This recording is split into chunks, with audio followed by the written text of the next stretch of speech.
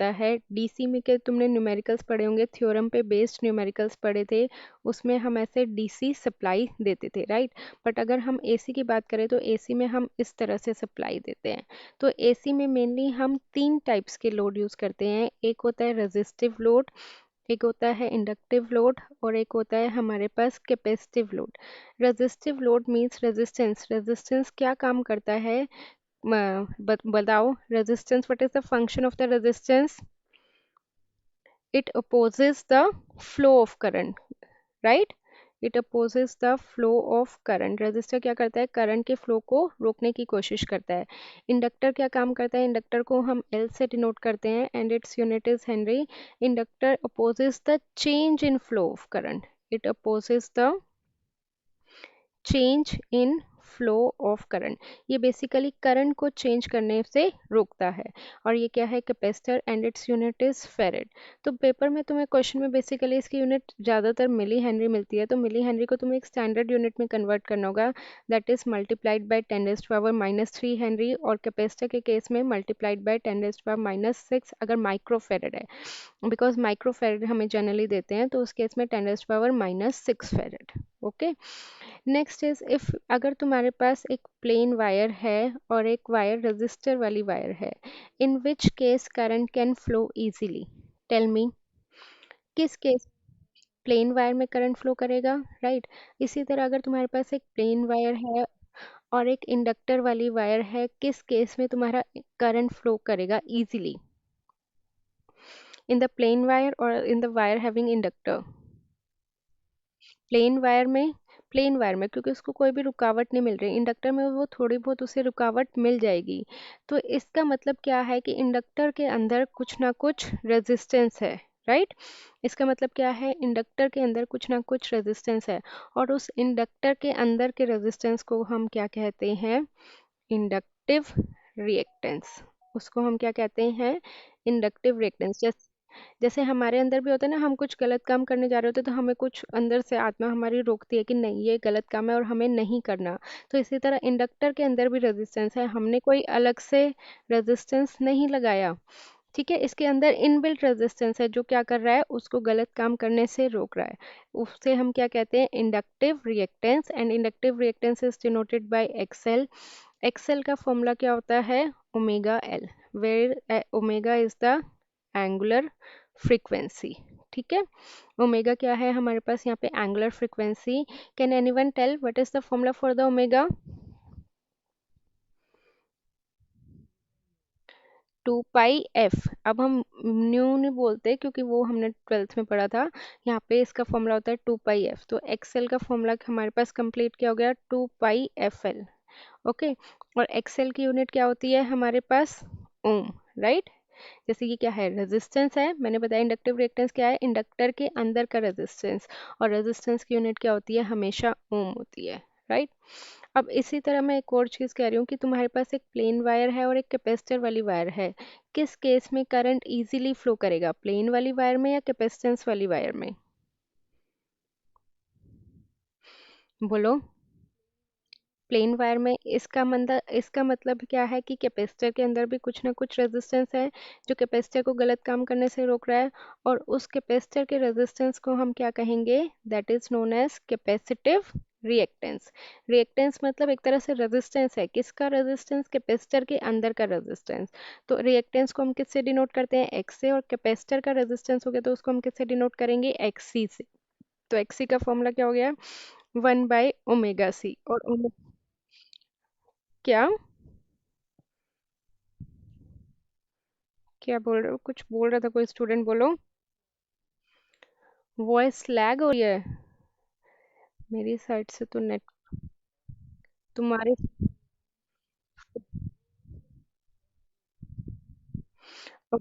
Okay, next is omega is equal to 2 pi F, तो X C की value क्या हो जाएगी, 1/2 पाई एफ सी, राइट। तो ये भी क्या है, कैपेसिटर के अंदर का रेजिस्टेंस, तो इसकी भी यूनिट क्या हो जाएगी, ओम हो जाएगी, क्लियर। तो व्हाट इफ हमारे पास कॉम्बिनेशन हो, जैसे एक आर दोस्त बैठा हुआ है साथ में और उसके साथ एल बैठा हुआ है, ठीक है, दो दोस्त हैं, आर है और एल है। एक आर है, आर फिर सी के साथ जाके बैठ गया, और फिर आर एल और सी के साथ बैठ गया। ठीक है, तो इन केस में इसका इनका अलग अलग रेजिस्टेंस होगा। अगर हमारे पास कॉम्बिनेशन में लोड है तो इनके रेजिस्टेंस को हम क्या कहेंगे, इम्पीडेंस। इनके रेजिस्टेंस को हम क्या कहेंगे, इम्पीडेंस। और इम्पीडेंस से हम किसको डिनोट करते हैं, इम्पीडेंस हम किससे डिनोट करते हैं, जेड से।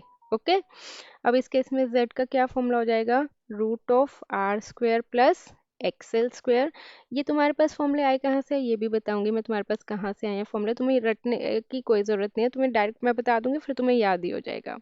इसका फॉर्मूला क्या होगा, R square plus X C square, और इसका क्या फॉर्मूला होगा, root of R square plus XL minus X C whole square.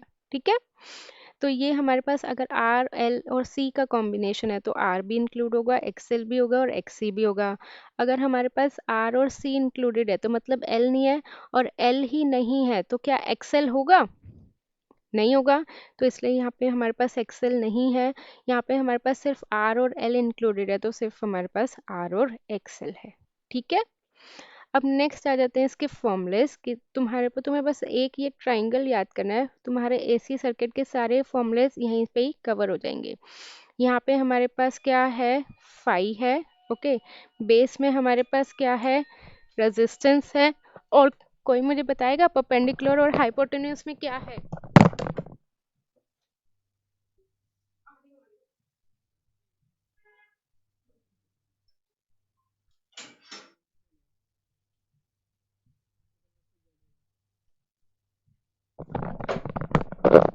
Yes, बताओ, बेस परपेंडिकुलर में और हाइपोटेन्यूज में क्या,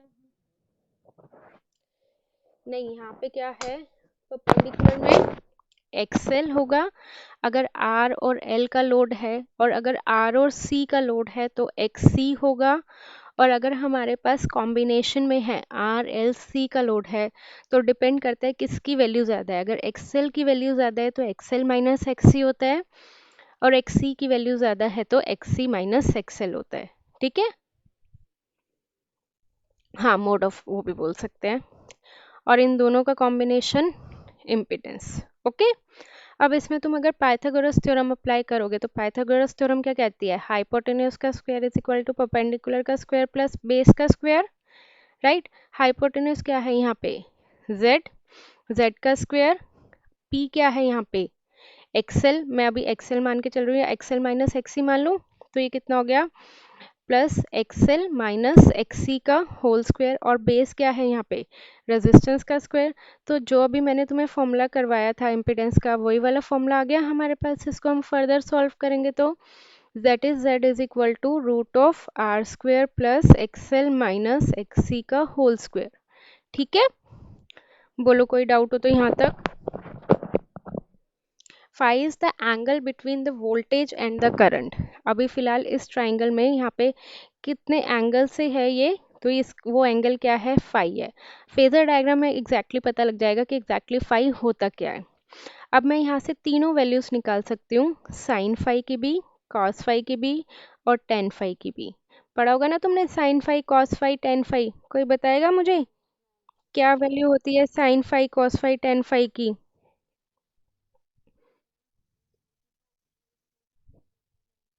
पहले पहले नॉर्मल देख लेते हैं, पढ़ा होगा तुमने, पंडित बद्री प्रसाद, क्या था आगे बोलो,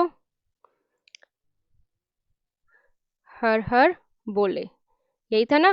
तो साइन फाई क्या हो गया, p बाई एच, p कितना हो गया, XL minus X C divided by R, b by H ये कितना हो गया, r by Z, tan phi कितना हो गया, XL minus X C divided by R. Right, नहीं सॉरी, यहाँ पे ये z आ जाएगा, हाइपोटेन्यूज z और ये r। Okay, clear. हम्म, तो अब तुमने एक चीज पढ़ी होगी, बहुत ही फ्रिक्वेंटली तुमने सुना होगा, पावर फैक्टर, सुना है, अब मनीषा मैम के नाम से सुना होगा, पावर फैक्टर। पावर फैक्टर कुछ नहीं होता, बस पावर फैक्टर क्या होता है, कॉस फाई। तुम ये याद रख लेना, power factor is equal to cos phi. बोलो।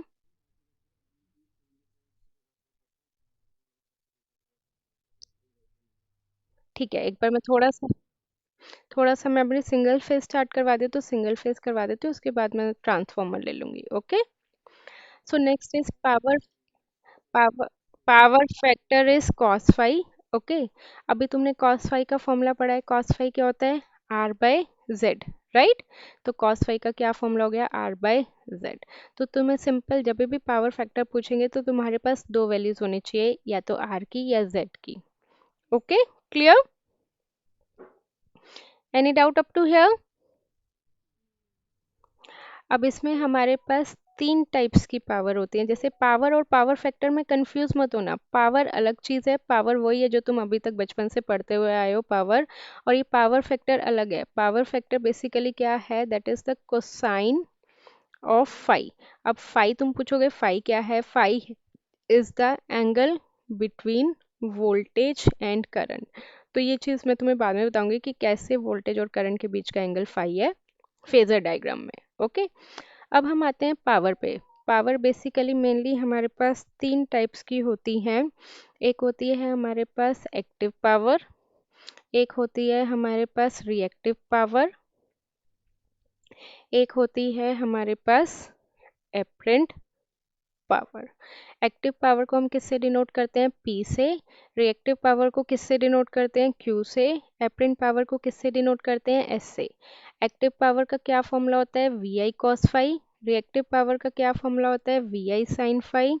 एपरेंट पावर का क्या फॉर्मूला होता है? VI। ओके, एक्टिव पावर हम कहाँ पे यूज़ करते हैं? जहाँ पे हमारे पास रेजिस्टिव लोड होता है।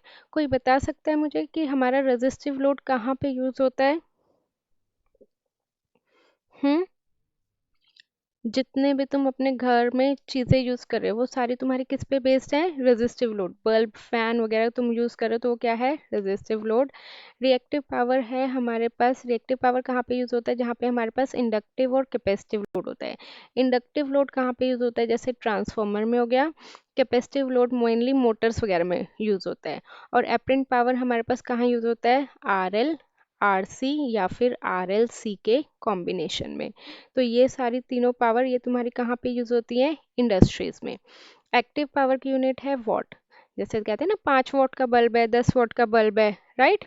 रिएक्टिव पावर की यूनिट क्या होती है? VAR। VAR is the volt ampere reactive.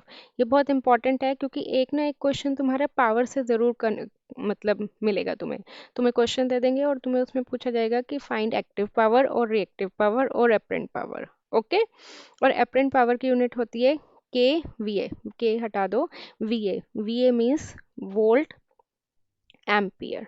Okay, any doubt up to here? अब उसके बाद आ जाता है, मैं तुम्हें एक फास्ट में थोड़ी सी क्विक रिवीजन ही करवा रही हूँ। जिन बच्चों को थोड़ा सा आइडिया होगा वो समझ जाएंगे। Next is phasor diagram. Phasor diagram में भी हमारे पास तीन टाइप्स के लोड होते हैं। एक लोड हमारे पास होता है रेजिस्टिव लोड, एक लोड होता है हमारे पास इंडक्टिव लोड, और एक लोड होता है हमारे पास capacitive load. Okay, resistive load के केस में क्या होता है? Current and voltage are in same phase. वो क्या होते हैं? हमेशा सेम फेज पे होते हैं। इंडक्टिव लोड के केस में कोई बताएगा क्या होता है? करंट करंट लैग करता है, करंट पीछे रहता है by an angle of 90 degree.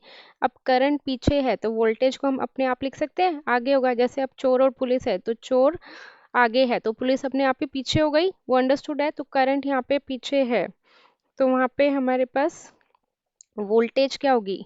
आगे होगी by an angle of 90 degree.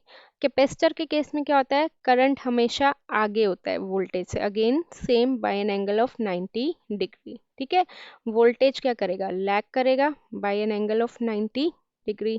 Clear this thing? अब इसमें देखो एक चीज़ है कि तुम्हें ये याद कैसे करना है। अभी मैंने बता दिया तो तुम सोचोगे कि मैम ने तो बता दिया कि याद कैसे करें हम इस चीज़ को। पेपर में बच्चे जनरली कंफ्यूज हो जाते हैं कि कौन लैग करता है कौन लीड करता है। तो इसको याद करने का बेस्ट तरीका है, तुम्हें एक वर्ड याद करना है बस, सिविल। सिविल तो याद रहेगा ना। Here C stands for capacitor. Capacitor के केस में कौन पहले है? करंट पहले है या वोल्टेज पहले है? बताओ मुझे, ये बताओ, बोलो। सिविल में सी स्टैंड फॉर कैपेसिटर। करंट पहले है या वोल्टेज पहले है? करंट पहले है तो करंट क्या कर रही है, लीड कर रही है। ठीक है। And here L stands for inductor. अब इस केस में कौन पहले है, वोल्टेज पहले है या करंट पहले है?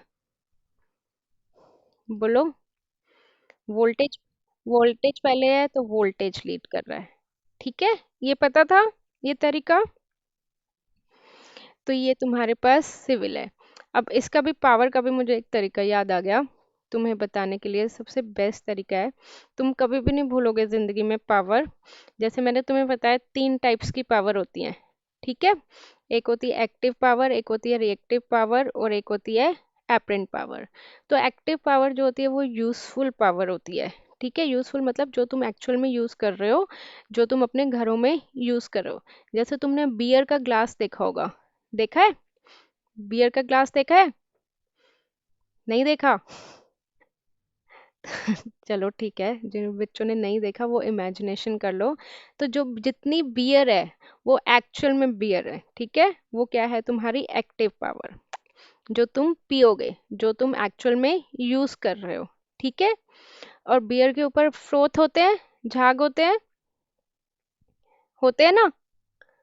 अब वो झाग तो तुम पियोगे नहीं, झाग तो तुम्हारे लिए वेस्ट है, बट वो सामने वाला तो डाल के ही देगा ना, उसमें तो झाग अपने आप बन जाएंगे। तो ये रिएक्टिव पावर है जिसको तुम यूज ही नहीं कर पा रहे। ये कौन सी फ्रोथ क्या है, रिएक्टिव पावर।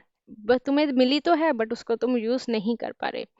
और इन दोनों का कॉम्बिनेशन, बियर का भी और फ्रोथ का भी, इन दोनों का कॉम्बिनेशन क्या है, एपरेंट पावर, जिसके लिए तुम्हें पेमेंट करनी पड़ रही है। ऐसा तो नहीं ना कि आधा ग्लास है तो तुम 1/4 ग्लास के लिए इसके लिए पेमेंट छोड़ दोगे कि नहीं भैया तुमने इतना ही ग्लास दिया, मैं उसकी पेमेंट नहीं कर रहा।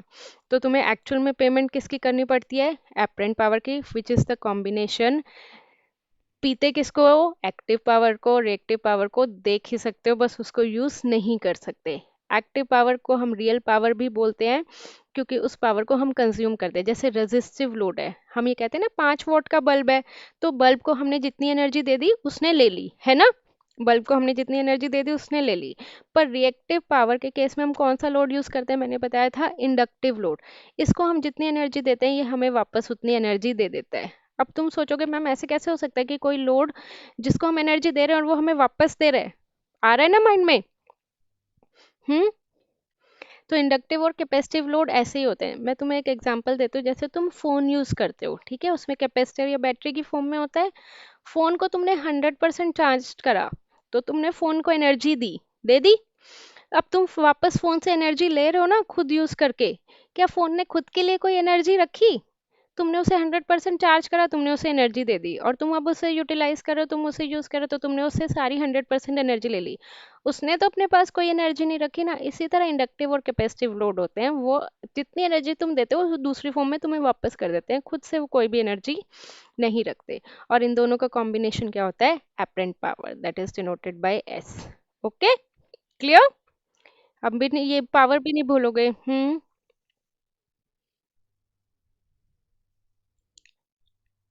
ठीक है, मैं इसके इसके बाद में 3 फेज पे आती हूँ, बस ये लास्ट स्लाइड। अब रेजिस्टिव लोड के केस में हमारे पास वोल्टेज क्या है, एक्स एक्सिस पे, और करंट भी क्या होगा, एक्स एक्सिस पे। सेम फेज में, तो दोनों सेम फेज में होंगे तो फाई की वैल्यू कितनी हो जाएगी, 0। यहाँ पे वोल्टेज क्या है, एक्स एक्सिस पे, करंट लैग कर रहा है, लैग कर रहा है तो कहाँ पे बनेगा, नीचे बनेगा, राइट। और यहाँ पे वोल्टेज हमेशा हम एक्स एक्सिस पे ही लेते हैं, और इसमें इस केस में करंट क्या कर रहा है, लीड कर रहा है, तो लीड कर रहा है तो कहाँ पे बनेगा, नीचे, ऊपर बनेगा। तो इस केस में कोई बता सकता है कॉस फाई की वैल्यू कितनी होगी, cos zero is how much, बोलो। 1। तो रेजिस्टिव लोड के केस में हमारे पास क्या हो जाएगी, unity power factor. Inductive load के केस में लैगिंग पावर फैक्टर, और कैपेसिटिव लोड के केस में लीडिंग पावर फैक्टर। ठीक है। अब मैं फिर 3 फेज पे आ जाऊं, पॉलीफेज पे, क्योंकि मुझे थोड़ा सा बेसिक बताना था, अदरवाइज तुम्हें पॉलीफेज भी समझ में नहीं आता। Polyphase means, poly means many, ठीक है, मैनी। अब तुम्हारे पे यहाँ पे सिलेबस में सिर्फ 3 फेज ही इंक्लूडेड है, वैसे एक्चुअल में 6 फेज, 9 फेज और 12 फेज भी हो सकता है। थ्री फेज का मतलब क्या होता है, हमारे पास तीन वायर्स हैं, ठीक है। एक वायर कौन से कलर की होती है, ये रेड कलर की, एक येलो कलर की, और एक और कौन से कलर की होती है, ब्लू कलर की। That is denoted by R Y B. Okay. अब सिंगल फेज मतलब सिंगल वायर। अब कोई मुझे बता सकता है कि हमारे घरों में कौन सा कनेक्शन होता है, सिंगल फेज या थ्री फेज? नहीं, हमारे घरों में जैसे ये सॉकेट होता है, ठीक है, इस टाइप का सॉकेट देखा है ना, तो इसमें तुमने देखा होगा ये वाली होती है फेस के लिए, यहाँ से करंट तुम्हारा जाता है और यहाँ से तुम्हारा करंट वापस आता है, ये होता है न्यूट्रल के लिए। तो एक ही वायर में करंट आता है। तुमने तुम्हारे घर में जो सोसाइटी में रहते हैं उनकी बात अलग है, क्योंकि वहाँ पे तो थ्री फेस की कनेक्शन आता है। जिनका इंडिविजुअल घर है उनके घरों में तुमने देखा होगा कि तुम्हारे घरों में एक ही वायर आती है ना जिसमें करंट आती है, या तीन तीन वायर आती है जिसमें करंट आती है? बोलो। एक ही आती है ना, तो एक वायर का मतलब क्या है, तुम्हारे घरों में कौन सी सप्लाई यूज हो रही है, सिंगल फेज सप्लाई हो रही है, ठीक है। थ्री फेज का मतलब है कि तीन वायर दे रही है गवर्नमेंट और तीनों वायर में ही हमारे पास सप्लाई है। जनरली ये हम मतलब इंडस्ट्रीज में यूज करते हैं, तुम्हारे कॉलेज में होगा, हॉस्टल में होगा। क्योंकि कई बार वो क्या करते हैं, जैसे आर आर वाली ग्राउंड फ्लोर को दे दी, वाई वाली फर्स्ट फ्लोर को दे दी, बी वाली सेकंड फ्लोर को दे दी। या तुमने कभी ऐसा देखा होगा कि हमारे घर में सप्लाई लाइट आ रही है और सामने वाले के घर में लाइट नहीं आ रही, हुआ है कभी ऐसे? या हमारे घर में लाइट नहीं आ रही है और सामने, तो वो क्या होता है, गवर्नमेंट से तो थ्री फेज ही आता है, फर्दर ट्रांसफॉर्मर से वो डिस्ट्रीब्यूट हो जाता है। तुम्हारे वाली गली में आर दे दी, दूसरे सामने वाली गली में येलो दे दी, तो कहते हैं ना फेज उड़ गया, सुना होगा ये वर्ड, फेज उड़ गया। तो इसका वो थ्री फेज मतलब वायर ही है। तो तुम्हारे वाले फेज का हो सकता है कहीं कुछ फॉल्ट हो, तो वो तुम्हारे घर में लाइट नहीं आ रही और बाकियों के घर में लाइट आ रही है, ठीक है। तो थ्री फेज का मतलब सिंपली थ्री वायर्स होता है। अब मैं तुम्हें कह रही हूँ कि तुम्हारे पास, तुम्हारे हाथ में मैंने तीन वायर दे दी, ठीक है, और मैं तुम्हें कह रही हूँ कि इन तीनों वायर को तुम्हें आपस में क्या करना है, कनेक्ट करना है। तो कैसे करोगे? एक बच्चा है, उसका दिमाग ऐसे चला, उसने इन तीनों पॉइंट्स को क्या करा, जोड़ दिया। तो इन तीनों पॉइंट्स को जोड़ देंगे तो हमारे पास कुछ ऐसे बनेगी। तीनों पॉइंट्स को आपस में कनेक्ट कर दोगे तो ये शेप बनी। ये शेप हमारी स्टार की तरह लगती है, तो इस शेप को हम क्या बोल देते हैं, स्टार कनेक्शन, ठीक है। दूसरा बच्चा आया, दूसरे बच्चे ने इन तीनों वायर्स को ऐसे कनेक्ट कर दिया, मतलब आपस में कनेक्ट कर दिया, आर को वाई से, फिर वाई को बी से, और फिर बी को आर से। तो ये कैसी शेप बनेगी, ऐसी बनेगी। हाँ, ये आर, ये वाई, ये बी। अब ये डेल्टा की शेप है तो इसको हम क्या नाम दे देते हैं, डेल्टा कनेक्शन। अब तुम लोग बताओ, क्या इसके अलावा कोई और पॉसिबल कनेक्शन है कि मैं जिसमें तीनों वायर जोड़ दूं और उसकी शेप चेंज हो जाए, इन दोनों के अलावा? नहीं। तो थ्री फेज हमारे, इन्होंने थ्री वायर्स है, कुछ नहीं अलग से, थ्री वायर्स जिसको इन्होंने दो कैटेगरी में डिवाइड कर दिया, एक स्टार कनेक्शन और एक delta connection. Okay. Three phase मतलब थ्री वायर। जैसे नॉर्मली जो सिंगल फेज होती है वो तुम्हारी कैसे शुरू होती है, जीरो से शुरू होती है, मैक्सिमम कहाँ पे जाती है, 90 डिग्री पे जाती है, फिर ये 180 डिग्री पे, ये 270 पे, और ये 360 से। ये तो नॉर्मल अपने हिसाब से चल रही है कि ये जीरो से ही शुरू हो रही है, ठीक है। कुछ बच्चे होते हैं ना, एडवांस बच्चे होते हैं, वो कहते हैं कि नहीं, हमें तो टीचर जो पढ़ा रहा है उससे पहले से ही पढ़ के रखना है। कुछ बच्चे होते हैं कि क्लास में जो टीचर पढ़ा रहा है उसी से ही पढ़ना होता है, उसी टाइम ही पढ़ना होता है। कुछ बच्चे होते हैं बाद में भी नहीं पढ़ते हैं, बहुत बाद में पढ़ते हैं, पेपर के टाइम पे। तो ये जो आर, ये वाली वेव फॉर्म है, ये नॉर्मल टीचर पढ़ा रहे हैं क्लास में तो उसी टाइम से शुरू हो गई। पर कुछ सन की बच्चे होते हैं जो टीचर ने नहीं पढ़ाया, पहले से शुरू हो गए, तो पहले से ये इस तरह से शुरू हो गए। तो ये इनका फेस डिफरेंस वही रहेगा, 90 डिग्री। जीरो।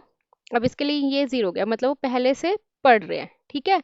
कुछ बच्चे हो गए जो टीचर पढ़ा रहा है उसके बाद भी नहीं पढ़ रहे, ठीक है, तो वो कहाँ, बाद से शुरू होंगे, वो इस तरह से। ये 270 से क्रॉस होएगा, ठीक है। तो समझ में आ गया, ये मान लो आर है, ये वाई है और ये बी है, ये थ्री फेज कनेक्शन में ये डिफरेंस हो जाता है। ओके। एक पहले से शुरू होता है, एक बीच से शुरू होता है और एक बाद से शुरू होता है। इसको मैं स्टार्ट करूंगी तो ये पॉजिटिव से स्टार्ट हो रहा है, इसको मैं थोड़ा सा और एक्सटेंड कर दूंगी तो ये नेगेटिव से शुरू हो रहा है। आई होप तुम सबने ये वाली वेव फॉर्म देखी होगी, मनीषा मैम ने जब पढ़ाया होगा। देखिए। चलो, मतलब नहीं पढ़ा तुम लोगों ने। अब हमारे पास है स्टार कनेक्शन। पॉलीफेज तुम लोगों के लिए बहुत इंपॉर्टेंट है और बहुत स्कोरिंग भी है।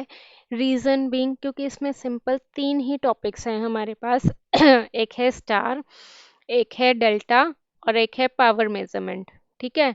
और इन तीन टॉपिक्स में से, क्योंकि मैं एनएसयूटी में ज़्यादा बहुत टाइम से पढ़ा रही हूँ, तो इन तीन टॉपिक्स में से एक टॉपिक तो 101% आएगा ही आएगा। अब स्टार और डेल्टा और पावर मेजरमेंट की तीनों की ही डेरिवेशन है, तीनों की ही न्यूमेरिकल है। अब वो तुम्हारी मैम के मूड पे डिपेंड करता है कि वो क्या देंगी। या तो डेरिवेशन दे सकती हैं, डेरिवेशन नहीं देंगी तो न्यूमेरिकल देंगी, या ये दे देंगी स्टार की डेरिवेशन दे दी उसके साथ स्टार का न्यूमेरिकल दे दिया, डेल्टा की डेरिवेशन दे दी डेल्टा का न्यूमेरिकल, या पावर। मतलब तीन टॉपिक्स हैं गिनती के तुम्हारे पास और तीनों में से एक क्वेश्चन पक्का आएगा ही आएगा। ठीक है। तो मैं अभी स्टार का करवा रही हूँ, स्टार में अच्छे से समझना। स्टार कनेक्शन जैसे कि मैंने तुम्हें बताया ही है कि स्टार कनेक्शन में हम क्या करते हैं, तीन वाइंडिंग्स को आपस में कनेक्ट कर देते हैं। ठीक है। ये वाली वाइंडिंग आर मान लेते हैं, ये वाली वाइंडिंग वाई मान लेते हैं और ये वाली वाइंडिंग बी मान लेते हैं। अब ये देखो हमारे पास ये जो वाइंडिंग्स हैं, किसी को नहीं पता होगा वाइंडिंग्स क्या होता है। वाइंडिंग्स कुछ नहीं होता, वायर ली उसको ऐसे लपेट दिया, वो क्या हो गई हमारे पास वाइंडिंग्स। ठीक है। जहाँ भी ये वाइंडिंग्स हो गई वहाँ पे हम उसको टेक्निकली क्या बोलते हैं, फेस। अपनी लैंग्वेज में तो हम वाइंडिंग्स बोल रहे हैं बट टेक्निकली इसको क्या क्या होता है, फेस। और जहाँ भी हमारे पास प्लेन वायर है, ये क्या है, प्लेन वायर है, इसको हम क्या बोलते हैं, लाइन, टेक्निकली। ठीक है। यहाँ तक बोलो, कोई डाउट हो तो। हम्म। अब जैसे मैंने तुम्हें अपने घर के सॉकेट में दिखाया था कि फेस से करंट जाता है, न्यूट्रल से वापस आता है, तो इसी तरह हमारे पास स्टार कनेक्शन में भी क्या होता है, न्यूट्रल होता है। न्यूट्रल ऐसे कनेक्ट होता है, सॉरी ये कनेक्टेड नहीं है, मतलब ऐसे अलग से वायर है न्यूट्रल की। ठीक है। अब मैं मान रही हूँ कि यहाँ से जो करंट जा रहा है, ये कितना करंट होगा, आई आर, क्योंकि ये आर से कनेक्ट है। यहाँ से करंट जा रहा है, ये कितना होगा, आई वाई। ये कितना करंट होगा, आई बी। ठीक है। अब यहाँ से इस वाली वाइंडिंग से, इस वाले फेज से जो करंट जा रहा है, इसको मैं मान लूँ आई एन आर, क्योंकि एन और आर के बीच में कनेक्ट है। इसी तरह ये वाला करंट बताओ, ये वाला करंट कितना होगा,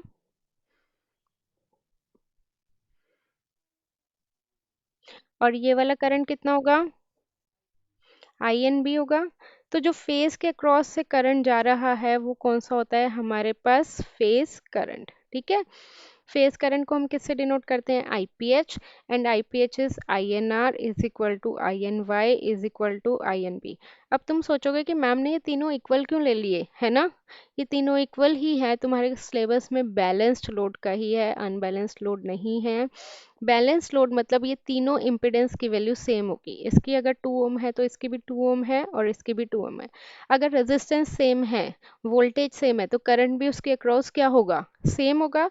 तो बैलेंस लोड के केस में मतलब ये तीनों वैल्यूज क्या होंगी, सेम होगी। क्लियर। अब नेक्स्ट नेक्स्ट है हमारे पास लाइन करंट। लाइन करंट को हम किससे डिनोट करते हैं, आई एल। अब मुझे बताओगे लाइन करंट कौन सा होगा, लाइन करंट मैंने बताया था प्लेन वायर वाला। तो एक हो गया हमारे पास आई आर, एक हो गया,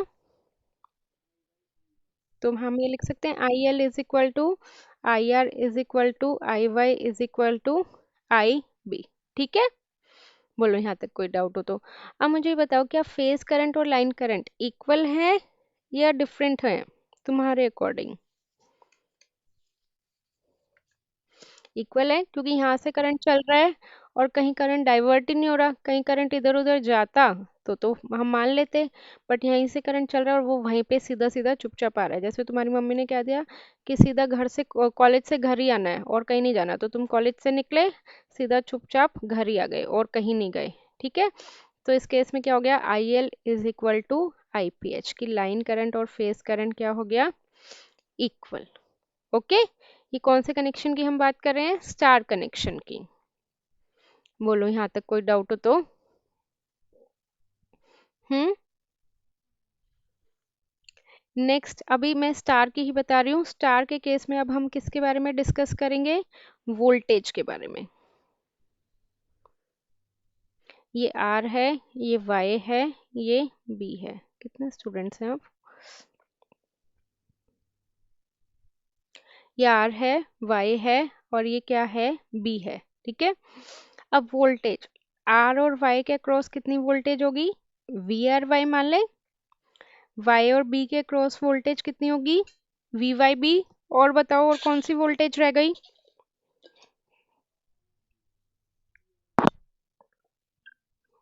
हाँ, आर और बी के अक्रॉस जो वोल्टेज होगी वो कौन सी होगी, वी आर बी। अब ये मैंने लाइन के अक्रॉस वोल्टेज मेजर करी है, तो ये कितनी हो गई, वी एल।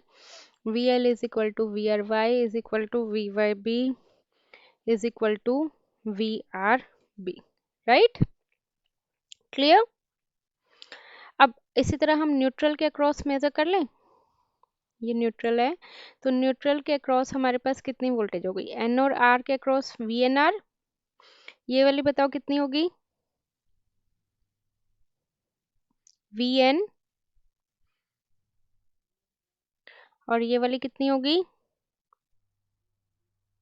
तो ये क्या है तुम्हारी फेज वोल्टेज। फेज वोल्टेज कितनी होगी, V N R is equal to V N Y is equal to V N B. Okay, clear. अब इस केस में बताओ क्या लाइन वोल्टेज और फेज वोल्टेज इक्वल होंगी या अनइक्वल। अनइक्वल होंगी, बट इनके बीच में कुछ ना कुछ रिलेशनशिप होगा। अब वो रिलेशनशिप क्या होगा, देखो तुम देख सकते हो यहाँ पे कि जो तुम्हारी ये है line voltage V R Y, ये वी आर वाई किन दो कंपोनेंट से मिलके बन रही है, एक वी एन आर से मिलके बन रही है और एक वी एन वाई से मिलके बन रही है ना। ये नहीं दोनों कंपोनेंट से मिलके बन रही है वी आर वाई। इसी तरह मुझे बताओगे वी आर बी कौन कौन से कंपोनेंट से मिलके बन रही है।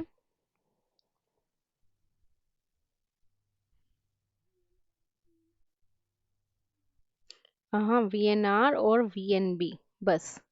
इसी तरह मुझे बताओ वी वाई बी कौन से कंपोनेंट से मिलके बन रही है, वी एन वाई और वी एन बी। ओके। तो अभी तुमने जैसे ट्वेल्थ में पढ़ के आए हो तुम रिसेंटली, जैसे फोर्स के बारे में पढ़ा था, फोर्स के दो कंपोनेंट होते हैं, पढ़ा था ना। एक हमारा एक्स कंपोनेंट होता है और एक हमारा वाई कंपोनेंट होता है, ऐसे पढ़ते थे ना डायग्राम। एफ है फोर्स, इसके दो कंपोनेंट होते हैं, एक एफ एक्स और एक एफ वाई। तो उस फोर्स का क्या फॉर्मूला लिखते थे तुम, रूट ऑफ एफ एक्स का स्क्वायर प्लस एफ वाई का square plus 2 fx fy cos of theta. लिखते थे ना ये फॉर्मूला, याद है, F1 का स्क्वायर F2 का square plus 2 F1 F2 cos theta.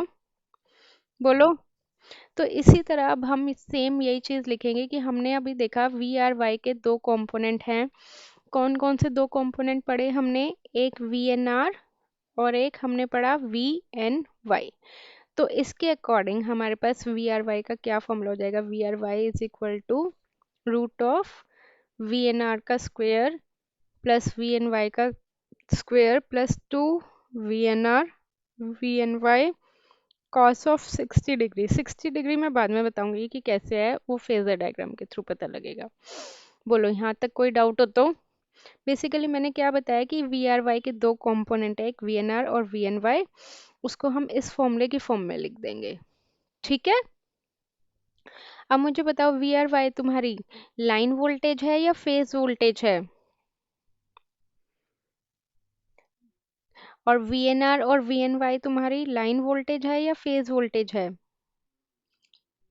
तो हम यहाँ पे लिख लें, इसको मैं वी एल लिख लूँ, इसको वी पी एच का square plus V P H का स्क्वायर प्लस 2 VPH का स्क्वायर कॉस 60 कितना हो गया, 1/2।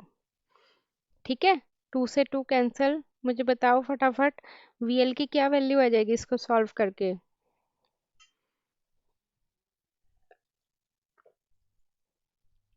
We L is equal to √3 VPH। ठीक है, तो मेरे पास क्या एक्सप्रेशन आ गया, एक होता है हमारे पास स्टार और एक होता है हमारे पास डेल्टा। स्टार के केस में I L is equal to IPH और V L is equal to √3 VPH। इसी तरह डेल्टा को डिराइव करोगे तो V L is equal to VPH। मतलब स्टार के केस में करंट सेम होता है और डेल्टा के केस में वोल्टेज सेम होती है। स्टार के केस में वोल्टेज डिफरेंट होता है और डेल्टा के केस में करंट डिफरेंट होती है। ठीक है। हम्म। बोलो। हाँ हाँ हाँ, ये डेरिवेशन आती है। एक पावर मेजरमेंट की और मैंने बताई थी ना, पावर मेजरमेंट की भी पूछ सकते हैं। मैंने बोला तो है, या तो डेरिवेशन देते हैं या न्यूमेरिकल, एक चीज पक्का देंगे। डेरिवेशन आती है तभी मैं करवा रही हूँ, वरना मैं करवाते ही नहीं।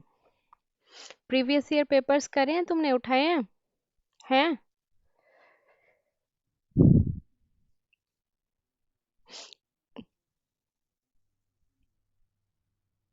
कौन से पे, कौन से 2018?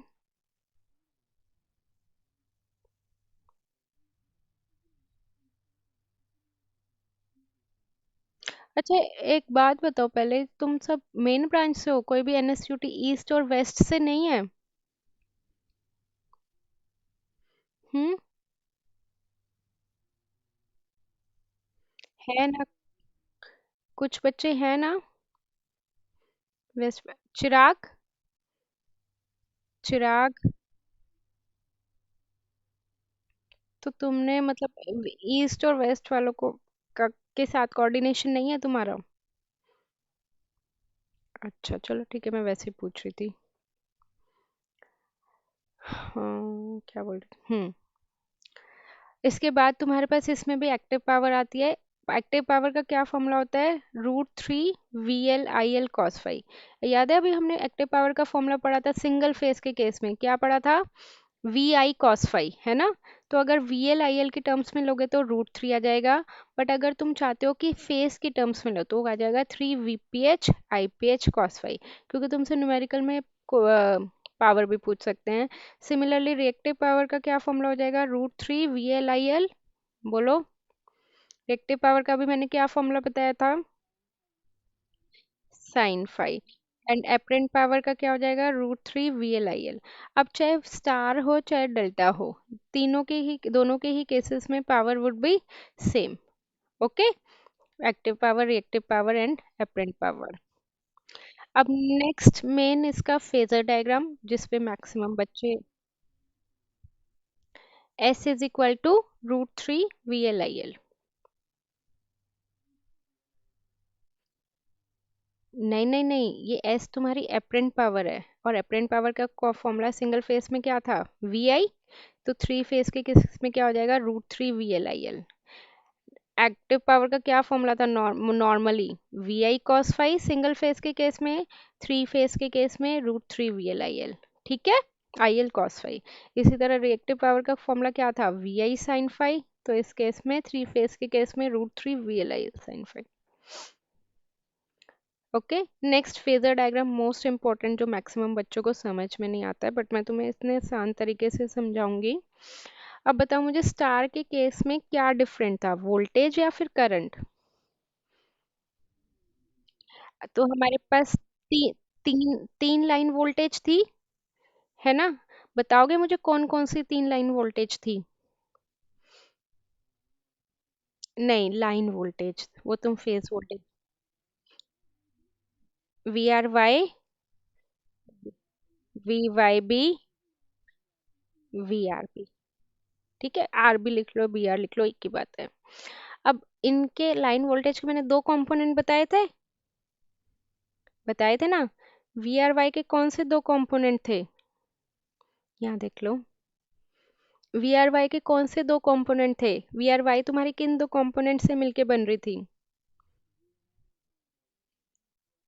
हाँ, VNR और VNY। तो यहाँ पे लिख लो एक कंपोनेंट VNY और एक कंपोनेंट लिख लो VNR। एक कंपोनेंट हमेशा पॉजिटिव होगा और एक कंपोनेंट हमेशा नेगेटिव होगा, कोई भी पॉजिटिव और कोई भी नेगेटिव ले सकते हो। मैं इसको नेगेटिव ले रही हूँ तो ये पॉजिटिव हो जाएगा, ठीक है? VNY को पीछे एक्सटेंड कर दो, तो ये क्या बन जाएगा? -VNY। ओके। पॉजिटिव है, उसको पीछे एक्सटेंड कर दो, एग्जैक्टली ये स्ट्रेट लाइन होगी, मुझसे एग्जैक्टली बनी नहीं है बट ये एग्जैक्टली स्ट्रेट लाइन होगी।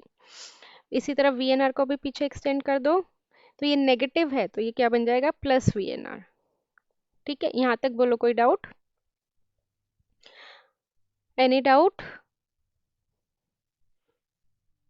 अब VYB के दो कंपोनेंट बताओ, कौन कौन से होते हैं VYB के दो कंपोनेंट? हाँ, बस एन एन ही तो लगाना है आगे। VNY और वी एन बी। तो वी एन वाई तो ऑलरेडी बन बन गया, एक और कंपोनेंट बना लें हम, वी एन बी। ये पॉजिटिव है, इसको एक्सटेंड कर दो, ये नेगेटिव हो जाएगा, वी एन बी, राइट। अब देखो वी आर वाई के ये दो कंपोनेंट, वी आर बी के ये दो कंपोनेंट, वी वाई बी के ये दो कंपोनेंट, ठीक है। अब तुम सोचोगे कि मैम इसमें 60 डिग्री कैसे आ रहा है, तो देखो तीन लाइन वोल्टेज के बीच का एंगल कितना होता है, 120 डिग्री। मतलब अगर तुम्हारे पास लाइन वोल्टेज है तो उनके बीच का एंगल फेज डिफरेंस कितना होगा, 120 डिग्री। और एक लाइन वोल्टेज और एक फेज वोल्टेज है, लाइन वोल्टेज और फेज वोल्टेज के बीच का एंगल कितना होता है, 30 डिग्री। तो मैं लिख लूँ, ये लाइन, ये फेज वोल्टेज है एन वाली, एन वाली क्या होगी हमेशा तुम्हारी फेज वोल्टेज, ठीक है। तो ये फेज वोल्टेज होगा और लाइन वोल्टेज हो गई, इनके बीच का एंगल कितना होगा, 30 डिग्री। ये भी फेज वोल्टेज हो गई और ये लाइन वोल्टेज, तो इनके बीच का एंगल कितना होगा, 30 डिग्री। तो कंबाइन दोनों के बीच का एंगल कितना हो जाएगा, दो फेज वोल्टेज के बीच का एंगल बोलो कितना हो जाएगा, दैट इज 60 डिग्री, ठीक है। अब देखो मैंने यहाँ पे फॉर्मूले में लिया था ना 60 डिग्री, कौन सी लाइन, कौन सी वोल्टेज ली थी, वी एन आर और वी एन वाई, मतलब दोनों फेज वोल्टेज के बीच का एंगल कितना आ रहा था, 60 डिग्री। दोनों फेज वोल्टेज के बीच का एंगल कितना आ रहा है, 60 डिग्री, ठीक है। बोलो कोई डाउट हो तो यहाँ तक। ये फेजर डायग्राम इंपॉर्टेंट है, अगर तुम्हें डेरिवेशन आएगी तो ऑटोमेटिकली तुम्हें फेजर डायग्राम बनाना ही है, वो मेंशन नहीं करेंगे कि तुम्हें फेजर डायग्राम बनाना है, तुम्हें खुद से ही बनाना है। Any doubt? Hmm, okay good. So ये देखो मैंने पॉलीफेज कवर करा है थोड़ा सा स्टार का, और मैंने तुम्हारा सिंगल फेज कवर करा है थोड़ा। मैं तुम्हें यूट्यूब के लिंक भेज देती हूँ। इसके अलावा किसी को कुछ पूछना है तो पूछ लो, मुझे तुम डायरेक्ट कांटेक्ट कर सकते हो किसी भी केस में, मेरा नंबर यहाँ पे स्क्रीन पे अवेलेबल है। और ये फाइल मैं तुम्हें चिराग को भेज दूंगी, चिराग तुम्हें सेंड कर देगा, ठीक है। लास्ट ईयर का पेपर, ठीक है, एक